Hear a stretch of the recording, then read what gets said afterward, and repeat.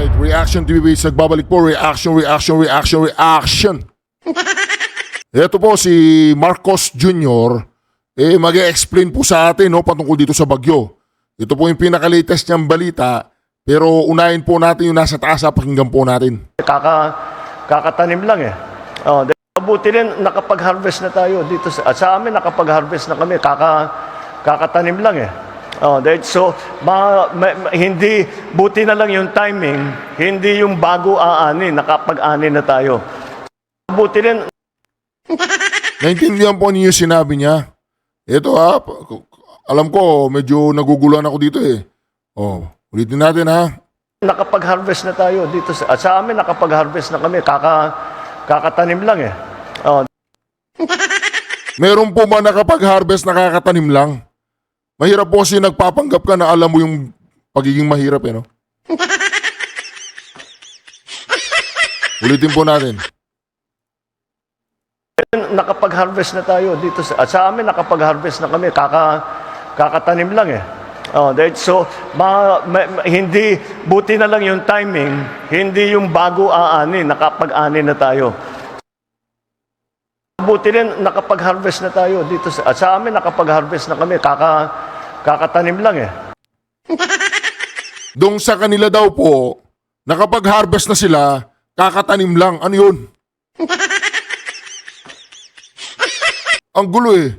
Ulitin natin. Nakapag-harvest na tayo dito. Sa amin nakapag-harvest na kami, kakatanim lang eh. Nakapag-harvest ka, nakakatanim lang. Pero bago po tayo bago po natin ituloy yan, ito muna. Huwag po natin kalimutan yan Reaction TV PH. Thank you, President Mayor Duterte. Ayan po. Subscribe po tayo, subscribe. May target po tayo, makuha po natin yung gold play button, no? Kung hindi ka pa nakasubscribe at gusto mo maging kabahagi ng ating misyon na makuha yung narito na po yung silver play button, yung gold na lang hinihintay natin. Mag-subscribe ka na para maging kabahagi ka ng ating misyon na may habot natin yan sa Pangulong Duterte personal at makapagpahatid ng pasalamat sa kanya sa bago po mag-eleksyon sa May. Yun po ang target natin. Kaya subscribe na, share at i-like ang ating video. Ito po, pakinggan po natin si Marcos Jr. sa pinaka-latest niyang briefing sa kanyang mga gabinete. And then there's also the damage already that has been done to our flood control our flood control in infrastructure. So we really have to do a little extra here because parang ano na tayo, yun na nga, we are already in bad shape because of the saturation, because of the the damages that has been done not only to our infrastructure. Anong bad shape ang pinagsasabi mo dyan? Ganyan ba yung mag-encourage ng mga kababayan mo? Paparinig mo siya, we are in the bad shape, gano'n? Ganyan ba ang paglilip ng moral sa bansa? Sasabihin mo sa televise, we are in the bad shape. Ano? Nakaready na naman tayong pumulot ng mga naka-andusay na mga tao? We are in the bad shape. We are in the bad shape do po. Structure but to private homes to Tingnan mo yung pagmumukha niya Paano may tataas ang moral ng yung mga tauhan dyan at buong bansa kung ikaw pinapakita mo na weak leader ka? Huwag mong ipakita na weak leader ka. Sa oras ng trahedya, ipakita mo na malakas ka. Ako na sa'yo. Ako na yung mag-advise. Ay. Alright. to other Mahirap mahirap. Sige, diretso. structures. So some of those will not be available to us any longer. And so that's why we have to adjust. We have to adjust accordingly. The one thing that I think we should not. We should or we should not? Sigurado mo, we should or we should not? Ignore is the storm surge. Because we haven't had to deal with this until Pepito. The last time we had big storm surges were the super typhoons that we went through. And when there is a storm surge, Alam mo, Marcos Jr., yung storm surge, ay nararanasan yan anytime na may bagyo, nararanasan ng mga lugar na malapit sa apektadong lugar ng mga shoreline. Sigurado may storm surge. Hindi pa raw nararanasan yung storm surge. It of course is very destructive in terms of infrastructure, both public and private. But also, the casualty rate pag storm surge, kung hindi nakahanda ang tao, ang dami talagang natatangay. I remember very well in Yolanda, there were many people that we never accounted for anymore, especially in the peninsula, yung tawag na Barangay 88. Sino bang pinapanood natin? Si Noynoy ba o si BBM? Alam mo na palang maraming matatangay, ha? Eh di tangayin mo na lahat ng tao paalis malapit dun sa activate mo na lahat ng mga tauhan mo, yung mga ahensya, activate mo na. Ano bang hinihintay natin? Yung dumating yung malakas na storm surge? Marami daw matatangay pag may storm surge. Siyempre maraming matatangay kung hindi mag-evacuate. Ng Tacloban, lahat ng the peninsula was overrun. Many of those people, we never saw them anymore because we didn't know that there was going to be a storm surge. So, now, that is why I'm asking that... That is why we have to learn from our past. Kinuwento mo na yung Yolanda. Eh di, kumilos ka na, pakilusin mo na yung... we identify the areas where does the figure 3 meters storm surge come from? Now, how did you calculate that? The model. Sa modeling ninyo, 3 meters. All right. So I think we really have to do that so that because the only way to battle a storm surge is to go up. Pagka medyo matibay-tibay yung building, pwede kang umakyat and just let the storm surge come in. Pero kung walang ganun na shelter, kailangan umalis sila dun sa... Wala nang matibay-tibay na building pag ganyan, tanggalin lahat ng mga populasyon. Huwag mong i-encourage yung may mga building, may mga taas-taas. Maya-maya hindi sila aalis sa kanilang mga bahay. Ayun, yung bahay, giba. Huwag ka na mag-encourage na mag-stay sa taas. Tanggalin mo lahat yun. Area na yun. Kundi itatangay talaga sila ng pagbalik ng tubig, dadalhin sila sa labas, dadalhin sila sa dagat. So that's something that we have to pay attention to. So can we... Anong dadalhin sila dagat, dadalhin sila palabas? Ano yun? Evacuate mo yung mga tao. Dadali sila pa labas, aakyat sila sa mataas na. Anong ginagawa ng mga gabinete niya, hindi siya turuan bago siya i-briefing dito? Generate that map as soon as possible so that we can allow the DILG to warn those areas that there is a storm surge. Now, what is the warning pag storm surge? Anong sinasabi natin sa tao na ano itong bantayan ninyo? Ito Wala ka nang sasabihin sa mga tao, evacuate mo na yan. Talad ka rin natin palabas. yung gawin ninyo. Kailangan talaga evacuate. Talagang pinakamaganda evacuate. Kanina ko pa sinasabi, pinakabaganda talaga evacuate. Pinababa pa natin ng story, wala nang oras. Evacuate nyo na. Nandiyan ang bagyo eh. That's the only solution to it. Mr. President, in the past administrations, we have preempted evacuation the day before. You have to do it, yes. Yeah, so So those communities that have been warned for storm surge before should know where they are supposed to go. O di ba? Binanggit na niya eh. In our previous administration, sabi niya, wala pa yung bagyo, malayo pa. May oras pa, wala pang tubig sa paligid, ini-evacuate na. O, buti itong tao na to, naalala niyo yung panahon ng Pangulong Duterte. Di ba? Narinig nyo? In the previous administration, 3 years na si Marcos Jr. Hanggang ngayon, hindi pa siya nagtatanong-tanong ano bang ginagawa niyo noon nung panahon ng pinakamagaling na presidente ng ating bansa, ang Pangulong Duterte, yung pinapagurgur mo. Oh, yun. Tuloy mo, Brad. Because in the map, marami naman po dyan very steep slope and elevated.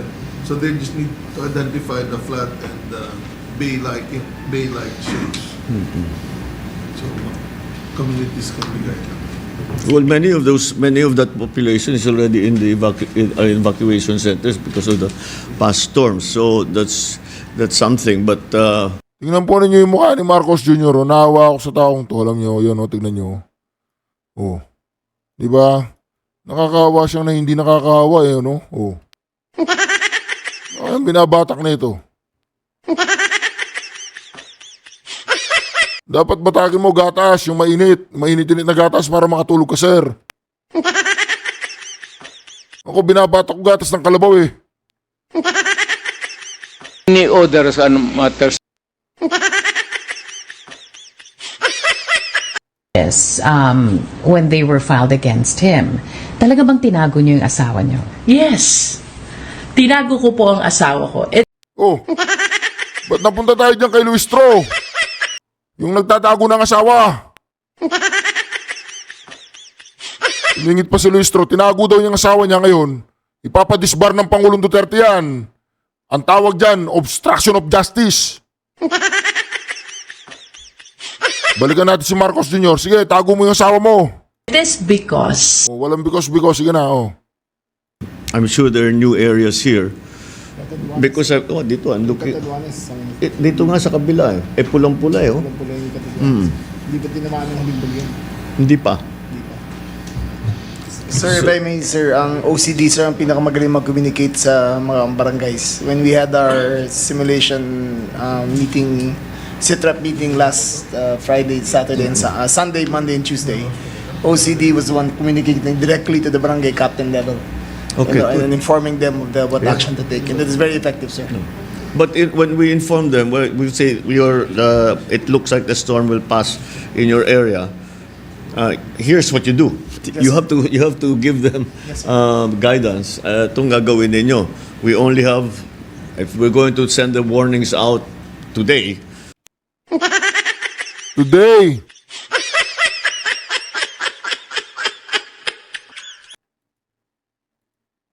this evening, then we'll say you have very little time. We have to prepare. You have to get the evacuation has to be done talaga. That's what we did with Nika, sir. O kaninang gabi pa lang, oh. Sasabayan nila yung bagyo. Pagdating ng bagyo, doon palang mag-evacuate. Napakagaling yan, oh. Ganon. And it is very effective. Evacuation. Oo. Mr. President, the list of towns to be affected by the LGUs are also included You have it already. in the Pangasa warning. That's for the Storm surge. for the surge, for storm surge. Okay, what do we tell people? Sir, Because yung storm surge, people think it's like sa sine yung big wave na ganun. It's not. It's just water that doesn't stop coming in. Basta tuloy-tuloy ang pasok, pakakat ng tubig. Paglabas niyan, ang bigat ng tubig niyan, lahat tangay niyan sa dagat. Ang bigat-bigat ng tubig. So, what is our instruction to those areas that are endangered to be overwhelmed by a storm surge? Sir, we cascade the warnings and the instructions through the IACC, both the DILG. Kahit anong sabihin nyo dyan, maniniwala yan. Sabihin mo, ganon, ganyan, oo lang yan. Sige, kunyari, Nagsasuggest sila, ganyan, ganyan, ganyan, ganyan. At naman sabihin nyo, paniniwalaan yan eh. DNR, DOST, Pag-asa, and us are there. We cascade Ito, tinitiis lang niya eh. Yan, si ano, tinitiis lang yan. Kasi pag umalis yan, naawa din sa bayan natin. Kaya sir, huwag kang umalis. At least, nandiyan ka. Alalayan mo yan, kawawa naman. Hindi, si ano yan eh. Magaling yan. Si Gibotio Doro. May talent yan, may future yan. Sige sir, huwag kang aalis dyan. At least, nandiyan ka. Alalayan mo si Junior.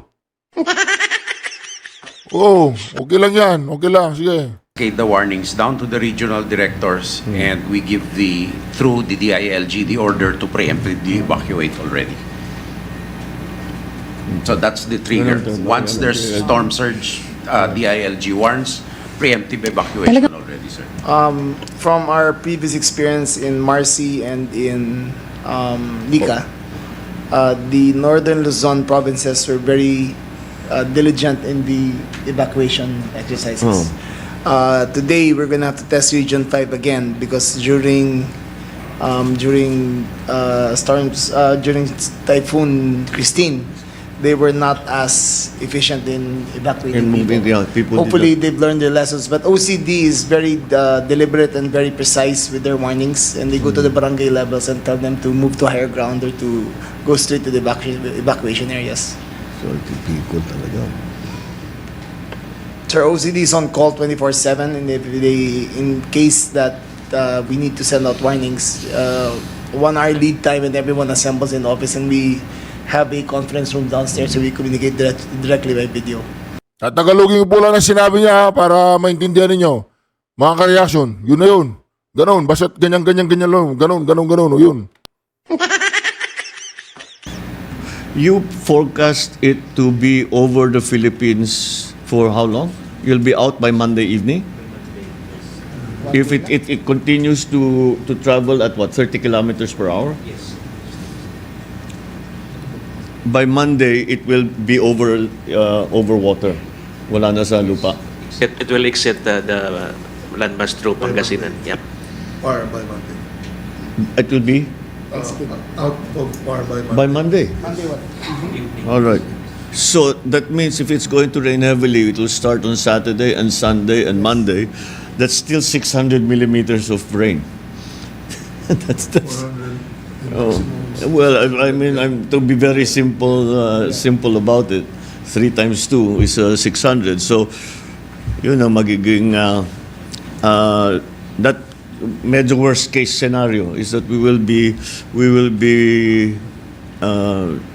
getting about Bagay na bagay, ano, yung anak ni Noynoy Aquino, tsaka anak ni Ferdinand Marcos. Parehong-pareho sila, no? Si Noynoy tsaka to.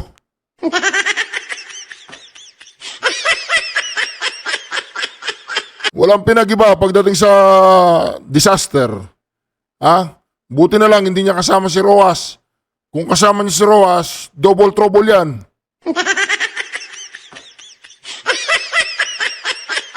Buti na lang nandiyan si Manong Gibo. Bang tinago niyo yung asawa niyo? Yes. Tinago ko po ang asawa ko. Lagi naman sumisingit si Madam eh. Alam namin tinago niyo yung asawa niyo. Oh, dito tayo. Oh. 500 to 600 millimeters of rain in 3 days. So 200 millimeters per day. I think 200 millimeters per day is more or less something that we can. Sir, Bakit binibilang mo yung millimeter na yan? Evacuate mo yung mga tao as soon as possible. Bigyan mo ng pagkain. Bigyan mo ng matutulugan. Hintayin ng bagyo na matapos. Balik sa lugar nila. Tapos. Tao lang naman nililigtas dyan, di ba? Oh. Importante, ligtas ang tao. Kaya mo, mamatay ang mga animal. Masira ang pananim. Oh, di ba? Tao lang naman importante dyan eh. Pinapahirapan natin ang buhay natin, Marcos Sr. Tao lang ang importante dyan. Yung mga bagay-bagay, pwedeng may balik yan. O, tanggalin lahat ng tao dyan kung saan yung mga delikado. Yung matitigas ang ulo, lagyan mo ng tali sa leeg. Pag na ano, nagurgur, nalunod, alam na natin, matigas ang ulo nila. I think That Metro, we've seen before. Sir, NCR, I think is in greatest danger here Yes. because Ondoy was 450 millimeters over 24 hours. But this is over 24 hours. Over 24 hours. But sir, if this persists on Saturday track, that it passes through, as we see now, on the NCR is very vulnerable to flooding again because of the natural tendency for it. If it receives more than 200 ml, it floods already all over Metro Manila. So that has to be preemptively warned to our NCR. Kaya nga, yung 1 billion per day na tinatawag nilang flood control fund, kaya namumroblema kayo dyan. Yung flood control fund, wala.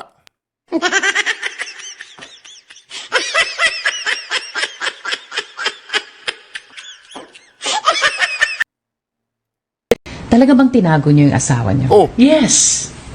Tinago ko po ang asawa ko. Pasensya na po kayo, laging nag-hallucinate eh. Gusto niyo malaman kung magkano sila per hearing? Sino? Sina Luistro. Hindi namin alam kung magkano sila per hearing. Yes, sir. Well, it'll be the same problems that we always see in NCR. But at least now we have a better idea where, because as we've begun to see yung dinadaanan ng tubig nagbabago eh. Pero yung bagong pinagdadaanan na dinadaanan ng tubig, medyo alam na natin ngayon. So let's look. Sige lang, hindi ko maintindihan yun. Ano ba yun? Metro Manila. So that has to be preemptively warned to our NCR mayor, sir.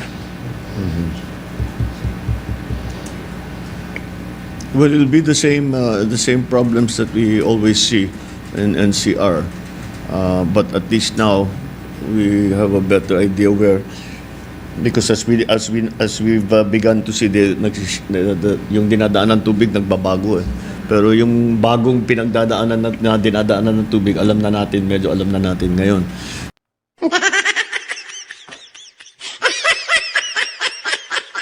Yun daw pinagdadaanan ng tubig, nagbabago. Pero yung dating pinagdadaanan ng tubig, alam na natin ngayon.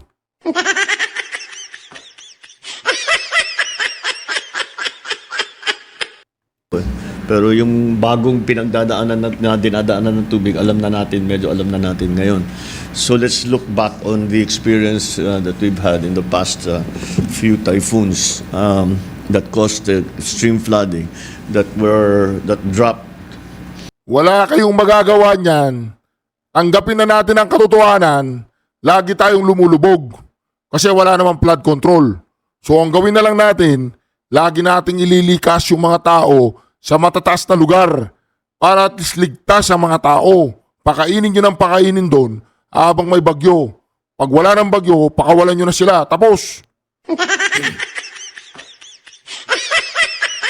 Hindi na kailangan ng matagal pang usap-usapan. May bagyo. Saan dadaan? Pangasinan, tanggalin nila ng tao doon. Dalhin doon sa evacuation shed. Wala tayong magagawa, wala tayong flood control. O anong gawin natin? Tanggalin, bigyan ng mga relief goods. Huwag na tayong magpatumpik-tumpik. Huwag na tayong mag-isip. Hindi na kailangan isipin yan. Kailangan pa bang i-memorize yan? Hindi na. Saan yung bagyo dadaan? Likas sa mga tao. Sasabi, ay may flood. Storm surge. Wala kayong magagawa. Kasi wala namang flood control. Bakit pa kayo nagpapagod dyan? Talagay ko pag napanood nila itong video na ito, magkakaroon sila ng ideya. Okay, Mr. President, wala pong flood control. Pag may bagyong dumadaan, tanggalin yung lahat ng tao sa mga apektadong lugar. Dalhin doon sa matataas na lugar. Hintayin matapos ang bagyo, pakawalan ng mga tao, tapos ang problema. Hayaan nyo na yung mga properties. Total, wala naman eh. Wala naman flood control, di ba? Di ba? Ganun lang yun eh. What, 700 millimeters in just past 24 hours. Binibilang pa yung 700 millimeters. Gumawa kayo ng feasibility study. Saan ba yung tatamaan? Dito? Diyan? O posibility to, tanggalin lang ng tao dyan. Dalhin sa evacuation center. O, after 3 days, tapos ng bagyo. O, mataas pang tubig. O, pakainin muna natin mga tao. Wala ng tubig. O, pakawalan nyo na, pauwiin nyo na sila. Bigyan nyo ng mga baon. Tapos. Millimeter pa kayo dyan. Dyan ang bagyo, oh. Mr. President, That's a little more than 24. Metro Manila, for Metro Manila, the color is orange, so up Yeah. to around 100 millimeters. But to give our public an idea of when a landslide or flood would occur, the threshold for the assessment is around 100. So if it's more than 100, floods and landslides can already happen.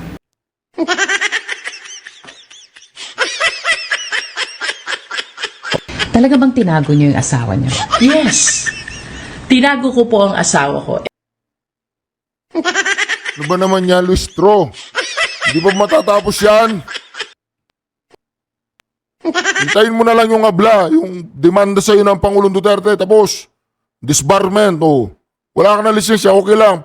Dumarami na kayo, siga doon, oh. Di ba? May kasama ka. Di ba? It is because Oh, because pa, So when we explain about why we look at the 100, 200, 200 and above, it's the 100 threshold that we are looking at. But Landslides can that's happen for already. landslides, but we have And to... also flood. And yeah, can yung be lower. flooding, kasi it's Yeah, the, and flood the po. volume of water that Yes we po. can actually, we can move out. But with the saturation, it can be lower than 100. Yun na nga, Yes, that's the other... oh, di ba sabi ko, kahit anong sabihin niyo sa kanya, maniniwala yan. Di ba, tingnan niyo, lahat ng mga nakapalibot, nananalangin. Lahat ng nakapalibot yan nananalangin sa panahon yan. Nananalangin sila. Di ba, ganun yan. Hindi natin pag-usapan yan. Ilikas yung mga tao. Talaga bang tinago niyo yung asawa niyo? yes. Tinago ko po ang asawa ko. It Okay, anyway, mga kareaksyon, ingat po kayo, lahat po ng mga apektadong lugar dyan sa may Pangasinan. Saan man tatama po yung bagyong Pepito, hawak-hawak po tayo ng kamay dahil ang Pangulo natin ay napakalupit. O, di ba? Umani na daw sila, katatanim lang, yun. God bless you all. Huwag niyo pong kalimutan mag-subscribe. Ang ating target, kailangan po matupad natin. Samahan po ninyo ko bago po magmayo ay matupad natin ang ating pangarap na makapagpahatid po tayo ng pasasalamat sa Pangulong Duterte sa bago po ang eleksyon. God bless you all. Sukran. Ano ba yan? Talaga bang tinago niyo yung asawa niyo? yes. Tinago ko po ang asawa ko. It Gusto niyo malaman kung magkano sila per hearing?